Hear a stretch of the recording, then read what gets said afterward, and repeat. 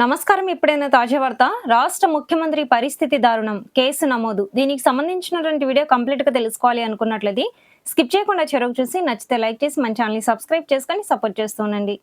Meenakshi nomination reject వెనుక రేవంత్ రెడ్డి అంటూ ప్రచారం. పోలీసులకు కాంగ్రెస్ ఫిర్యాదు. అయితే మధ్యప్రదేశ్ రాజ్యసభ ఎన్నికల్లో మీనాక్షి నటరాజన్ నామినేషన్ తిరస్కరణ తెలంగాణ రాజకీయాల్లో కాకరేపుతుంది.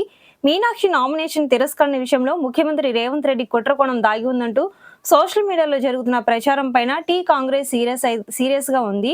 ఈ మేరకు ఈ ప్రచారం పైన ఇవాళ సిసిఎస్ లో పోలీసులకు భువనగిరి ఎంపీ చామల కిరణ్ కుమార్ రెడ్డి ఫిర్యాదు చేశారు. తెలంగాణ సీఎం రేవంత్ రెడ్డి పైన దుష్ప్రచారం చేసిన తెలుగు స్క్రైబ్ తో పాటుగా ఇతర సోషల్ మీడియా హ్యాండిల్స్ పైన సైబర్ క్రైమ్ లో ఫిర్యాదు చేశారు.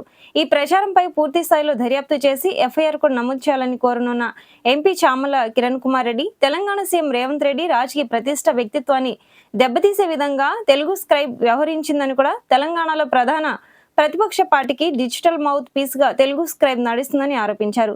రాజకీయ దురుద్దేశంతో సీఎం రేవంత్ రెడ్డి పైన అసభ్య వార్తా కథనాలు వేసిన Telugu scribe social media handle పైన చర్యలు తీసుకోవాలని ఆయన కోరారు.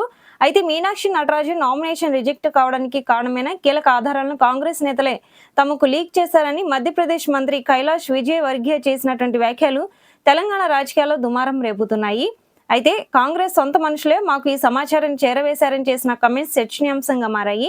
ఈ నేపథ్యంలో మీనాక్షి నటరాజన్ కు వెన్నుపోటు పొడిచారంటూ సోషల్ మీడియాలో కాంగ్రెస్ పార్టీ పైన విమర్శలు మొదలయ్యాయి.